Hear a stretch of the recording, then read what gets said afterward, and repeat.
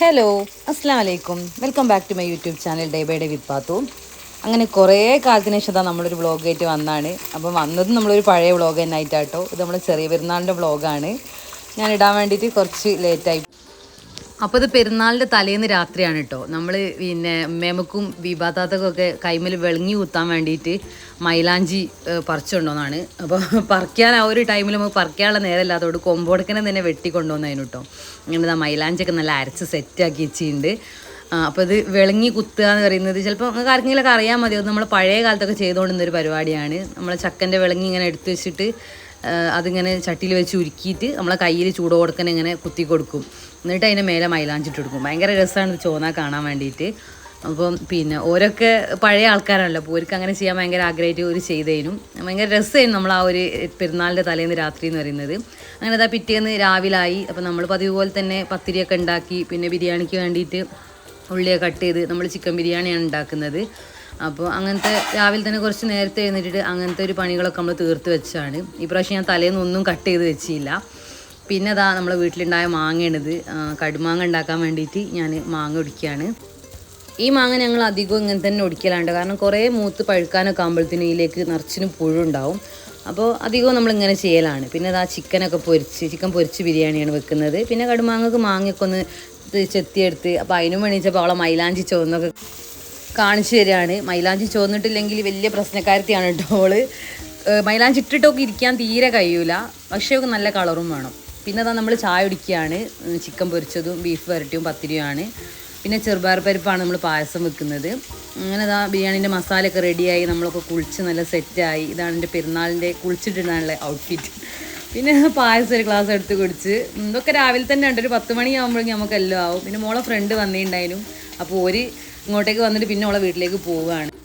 പിന്നെ അതാ നമ്മൾ ബിരിയാണിയൊക്കെ ബോക്സിലാക്കി വെച്ചിട്ടുണ്ട്. അത് നമ്മളെ തൊട്ടടുത്തുള്ള നെയ്ബേഴ്സായിട്ടുള്ള ഷൈനി ചേച്ചിക്കും ചന്ദ്രേട്ടനും കൊടുക്കാൻ വേണ്ടിയിട്ടാണ്.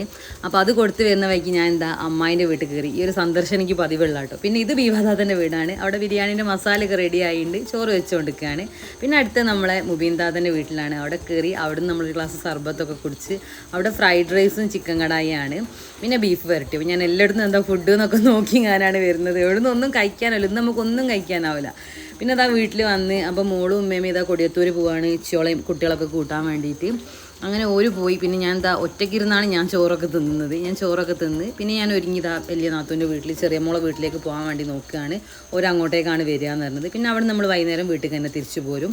അപ്പം ഞാൻ ഒരുങ്ങി ഞാൻ അങ്ങോട്ട് പോയി. ഞാൻ അവിടെ എത്തുമ്പോൾ തന്നെ ഒരു കറക്റ്റ് ടൈമിൽ ഓരും എത്തിയിട്ടുണ്ട്.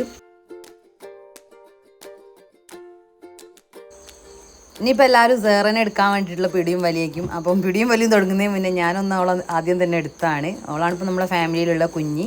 പിന്നെ അത് അങ്ങോട്ടേക്ക് കയറിയപ്പോൾ അവിടെ ഫ്രൂട്ട് കസ്റ്റാർഡൊക്കെ ഉണ്ടായിരുന്നു. അപ്പോൾ കുറച്ച് ലൂസായി പോയി. പക്ഷേ നല്ല ടേസ്റ്റ് ഉണ്ടായിട്ടോ കഴിക്കാൻ വേണ്ടിയിട്ട്. നമ്മളൊരു വെയിലൊക്കെ കൊണ്ടുവരുമ്പോൾ നല്ല ക്ഷീണത്തിന് ബെസ്റ്റാണ്. പിന്നെ അതാ ഒരു വന്നപാട് തന്നെ ചോറൊക്കെ കഴിക്കുന്നുണ്ട്. ഞാൻ ചോറ് കഴിച്ചില്ല, കാരണം ഞാൻ ഇവിടുന്ന് കഴിച്ചാണല്ലോ ഇറങ്ങിയത്. അപ്പം ഞാൻ ചെറിയ മുഖ തറവാട്ടിൽ നിന്ന് മന്തി കൊണ്ട് കൊടുത്തിട്ടുണ്ടായിരുന്നു. അപ്പോൾ ഞാൻ അതിൽ നിന്നൊരു പീസ് മാത്രം കഴിച്ച്. പിന്നെ നമ്മൾ ഒരു ഈവനിങ് ഒക്കെ ആയി, വെയിലൊക്കെ കുറച്ച് കുറഞ്ഞ നോളേജ് സിറ്റിയിൽ പോയിട്ടുണ്ടായിരുന്നു കേട്ടോ. ഞാൻ ആദ്യമായിട്ടാണ് ഇങ്ങോട്ടേക്കൊക്കെ വരുന്നത്. നോളേജ് സിറ്റി കല്യാണത്തിന് പോയിട്ടുണ്ട്, 1-2 കല്യാണത്തിന്. പക്ഷേ ഇവിടേക്ക് ഈ ഒരു ക്യാപ്കോണ്ട് സൈഡിലേക്കൊക്കെ ആദ്യമായിട്ടാണ് വരുന്നത്. പിന്നെ നമ്മൾ കുറച്ച് ഫോട്ടോസും വീഡിയോസും എല്ലാ പ്രാവശ്യത്തെ പോലെ കുറച്ച് ഷൈൻ ചെയ്യലായിരുന്നു. അതൊക്കെ ചെയ്ത് കഴിഞ്ഞ് കുറച്ച് വീഡിയോസൊക്കെ എടുത്ത് നമ്മളിതാ പിന്നെ നമ്മൾ ആ പള്ളിയൊക്കെ ഒന്ന് കാണാൻ വേണ്ടിയിട്ട് പോയി. പള്ളി നമ്മൾ ഉള്ളിലേക്കൊന്നും കയറിയില്ല. ഇപ്പോൾ കയറാൻ പറ്റുമോ എനിക്ക് അറിയില്ല. നമ്മൾ പുറത്തുനിന്ന് ഇങ്ങനെ ജസ്റ്റ് ഒന്ന് കണ്ട്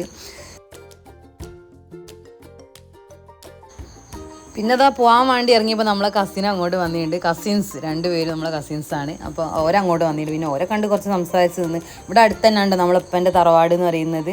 നമ്മൾ ഇറങ്ങുമ്പോൾ അവിടെ നിന്ന് ഈ ചെരണ്ടി ഐസ്, ചായ, അങ്ങനെ എന്തൊക്കെയോ കുലുക്കി സർബത്ത് അങ്ങനെയൊക്കെ വാങ്ങി കഴിച്ചിട്ടുണ്ടായിരുന്നു.